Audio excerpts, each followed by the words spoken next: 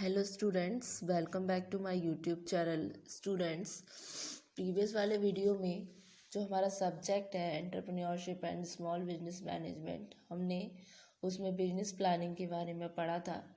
Business planning का entire concept हमने cover कर लिया था। आज के वीडियो में हम पढ़ेंगे कौन कौन सी गाइडलाइंस होती हैं जो अडेप्ट करनी चाहिए डेवलप करने के लिए बिजनेस प्लान। ठीक है, तो यहाँ पर है guidelines for developing business plan. तो उसको मैंने पॉइंट्स में लिखा हुआ है, तो point by point in points को डिस्कस करते हैं।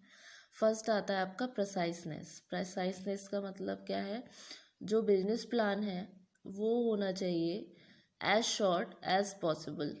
ठीक है, उसमें क्या है, डिस्क्रिप्शन और उसके स्कोप वेंचर का मतलब जितना छोटा हो सके उतना होना चाहिए, और डिस्क्रिप्शन और स्कोप उसमें कम्प्लीटली वे में हो लेकिन कंसाइज वे में हो। ठीक है, ऑल द रेलेवेंट एस्पेक्ट जो होते हैं, जितने भी ज़रूरी महत्वपूर्ण पहलू जो होते हैं बिजनेस के, वो क्रूशियल होते हैं जनरेट करने के लिए, जिससे कि जो कि इंटरेस्ट डिस्क्राइब कर पाते हैं इन्वेस्टर्स का। ठीक है, तो वो सारे मेंशन होती हैं आपके बिजनेस प्लान में। तो उस चीज़ों को असाइड ना करके जो सेकेंडरी डिटेल्स है वो डिस्कस करना चाहिए बाद में इन्वेस्टर्स के साथ। तो इस कॉन्टेक्स्ट में जो आपका बिजनेस प्लान है वो प्रिसाइज वे में होना चाहिए। नेक्स्ट आता है फोकस। फोकस क्या बोलता है? The over diversification of the venture. जो वेंचर का डाइवर्सिफिकेशन है वो अवॉइडेड होना चाहिए। केवल एक और या फिर दो एस्पेक्ट जो है प्रोडक्ट के या सर्विस के या मार्केट्स के, वो इंक्लूडेड होने चाहिए प्लान में, क्योंकि ये पॉसिबल नहीं है न्यू वेंचर को डिस्क्राइब करना डिटेल में। ठीक है, नेक्स्ट आता है आपका ऑथेंटिक इन्फॉर्मेशन। ऑथेंटिक इन्फॉर्मेशन क्या है कि क्या कहते हैं, depend upon the marketing study. ये डिपेंड होता है आपके मार्केटिंग स्टडी पे। तो जो सेल्स फोरकास्ट है वो इस तरीके से होनी चाहिए कि उसमें डिटर्मिनेशन हो आपके प्रोडक्ट्स फैसिलिटी का, जो कि रिक्वायर्ड होती है प्लानर के द्वारा, जो कि एस्टिमेटेड होती है। तो यहाँ पर एक तरीके की एस्टिमेशन है जिसका एक पिक्चर दे पाती है जो शैलो और अनक्लीनर प्लानर का। तो इस ऑर्डर में वैलिडेट करने के लिए डाटा को जो पास्ट प्रेजेंट और फ्यूचर ग्रोथ रेट्स का है, मार्केट साइड का है, वो शुड भी एनालाइज होना चाहिए। तो इस वे में ऑथेंटिक इन्फॉर्मेशन। देन आता है आपका जेन्यूनेस एंड ऑब्जेक्टिविटी। जेन्यूनेस हो गई आपकी प्लानर से, जो कि एक सिग्निफिकेंस रोल प्ले करती है मार्केटिंग में। Values estimations and risk analysis. फिर आता है आपका proper mission statement. Proper mission statement क्या है? जो रीज़न है सेलेक्टेड होना चाहिए बिजनेस का, वो प्रोवाइडेड होना चाहिए मिशन स्टेटमेंट के द्वारा, क्योंकि रीज़न जो होता है इस तरीके के इनिशिएट करने का, हेल्थ और फिटनेस सेंटर्स का, वो एक्सपीरियंस होता है, एक तरीके से बिलीफ होता है प्लानर का। तो इसमें हो सकते हैं कुछ नए आइडियाज़ हों जो इम्प्लीमेंटेड किए जाएं, और ये होने चाहिए प्रिसाइज मैनर में। और सभी रीज़न जो है मोटिवेशन ऑफ सिलेक्शन के, वो वेंचर के हाईलाइटेड होने चाहिए। ठीक है, उसके अलावा आता है long term and short term goal. ठीक, तो ये नेसेसरी है कि डिस्क्राइब हों दोनों तरीके के गोल, चाहे वो शॉर्ट टर्म हो या लॉन्ग टर्म हो। वेंचर के गोल्स जो कमिंग है 3 to 5 years के, वो टर्म्ड होते हैं एक तरीके से लॉन्ग टर्म गोल। इसमें इंक्लूड होने चाहिए होते हैं हो सकते हैं आपके future product offering, new franchises और ऑफिसेस। न्यू फ्रेंचाइजीज का मतलब जैसे मैकडी है, तो मैकडी एक उसकी ब्रांच जैसे फॉरेन की है कंपनी, तो एक ब्रांच अपनी इंडिया में किसी यूपी के एरिया में है, फिर हरियाणा में है। तो फ्रेंचाइजीज यानी कि अधिकार जो होता है उसका नाम को यूज़ कर पाते हैं लोग, तो फ्रेंचाइजी। फिर उसके अलावा न्यू मार्केटिंग प्लान्स, और जो एंटर करते हैं ऑनलाइन वर्ल्ड में, और गोल जो है स्पेसिफिकली फॉर कमिंग मंथ और अ ईयर में, but termed as short term goals. तो इसमें इंक्लूड होते हैं आपके जो जो लाइसेंस रिक्वायर्ड होते हैं, जिसका नेम होता है वेंचर का। ठीक है, और localisation of the venture etcetera. ठीक है, ये तो हुए guidelines for the developing business plan. अब स्टूडेंट डिस्कस करते हैं प्रोजेक्ट लाइफ साइकिल्स पे, क्या क्या होते हैं आपके प्रोजेक्ट लाइफ साइकिल। ठीक है, तो अभी तक जो हमने कंसेप्ट पढ़ा वो था आपका बिजनेस प्लान से रिलेटेड। बिजनेस प्लान को हम टोटल कवर कर चुके हैं अब तक के टॉपिक में। ये आपका पूरा एंटायर टॉपिक कवर हो चुका है अब तक के वीडियोस में। ठीक है, अब हम डिस्कस करते हैं पीएलसी, प्रोडक्ट लाइफ साइकिल। ठीक है, लाइफ साइकिल्स क्या होता है किसी भी प्रोजेक्ट का, जिसमें कंसिस्ट होती हैं कई सारे स्टेप्स कंसिस्ट होते हैं। ठीक है, तो हम स्टेप को उनके वन बाई वन जानेंगे। ठीक है, तो स्टूडेंट्स पहले हम जानते हैं कि प्रोडक्ट लाइफ साइकिल्स क्या है। लाइफ साइकिल्स क्या है एक प्रोजेक्ट का? ये होता है, ये कंसिस्ट होता है नंबर ऑफ फेसेस से। इसमें अलग अलग फेसेस आते हैं, चरण आते हैं, जो कि अलग अलग स्थान लेते हैं एक पर्टिकुलर सीक्वेंस में।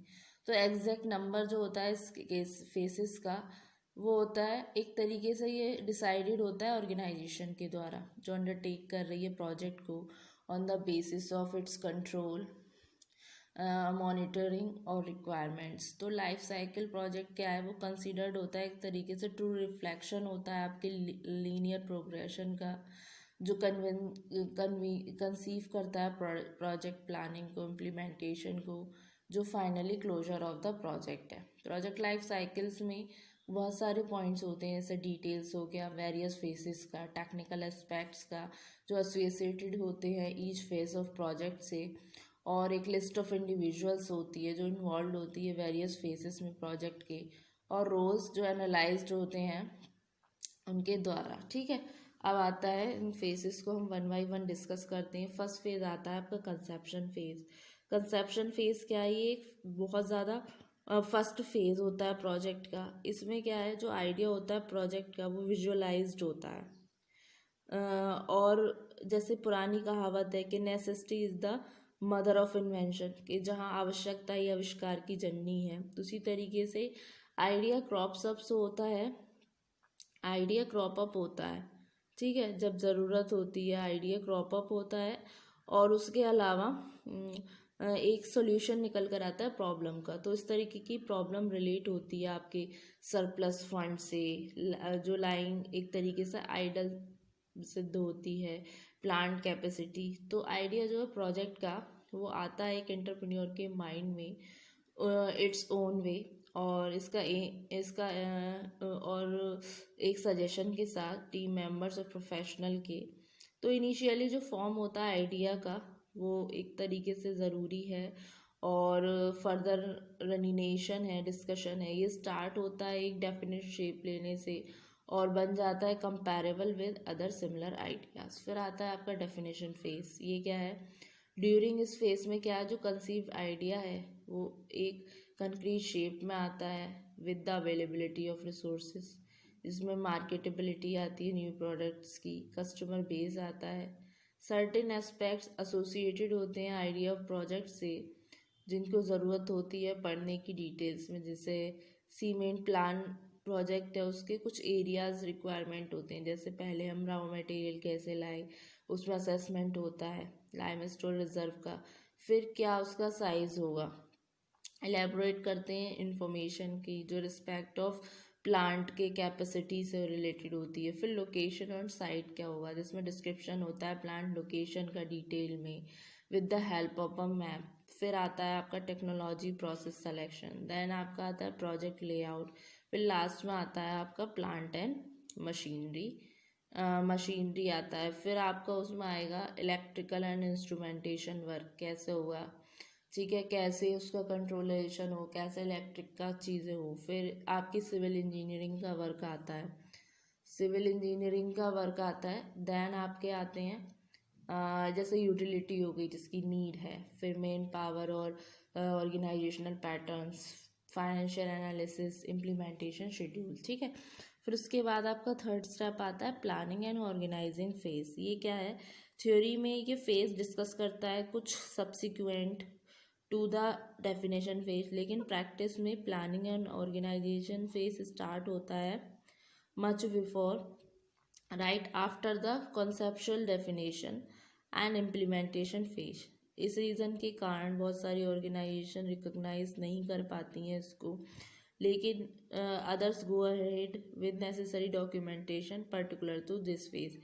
कुछ वेरियस फैक्ट होते हैं इस फेज के जो most of the organisation follow करती हैं और अप्रोप्रिएट एक्शन लेती हैं अगर जब ज़रूरी हो तब। तो उसमें आ जाते हैं आपके सिस्टम डिज़ाइन और बेसिक इंजीनियरिंग पैकेज, फिर scheduling and budgets, licensing and governmental clearance, finances, system and procedures. ठीक है, फिर आता है आपका प्लानिंग के बाद इम्प्लीमेंटेशन फेज। इम्प्लीमेंटेशन फेज क्या है? इस फेज में रिप्रेजेंट होता है आपका जो भी है ये फेज रिप्रेजेंट करता है समेशन को सभी प्रीवियस फेसेस के।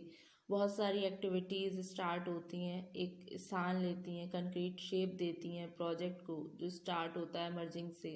ये फेज कैरेक्टराइज्ड होता है एक्टिविटीज़ के द्वारा, जैसे कि आपकी हो गई प्रोक्योरमेंट ऑफ प्लांट मशीनरीज और other equipment as per the specification. ये फेज रिप्रेजेंट करता है सब्सटेंशियल पार्ट को प्रोजेक्ट के।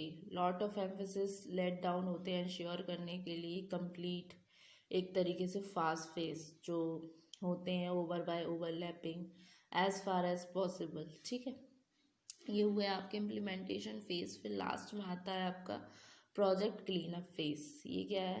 पर्सोनल इन्वॉल्वमेंट के लिए आपका प्रोजेक्ट में ये कंक्लूडेड होता है फेज प्रोजेक्ट का। ये फाइनल आउटकम है प्रोजेक्ट का in the form of a physical structure, कि अब आपका फिजिकल स्ट्रक्चर रेडी है, तैयार है हैंडेड ओवर के लिए क्लाइंट को। ठीक है, तो ये सारा इंक्लूडेड होता है आपका प्रोजेक्ट क्लीन अप फेज में। तो स्टूडेंट्स ये थे आपके प्रोजेक्ट लाइफ साइकिल। फिर था आपका guidelines for developing business plan. Hope so ये आपको लेक्चर समझ आया होगा। Thank you very much.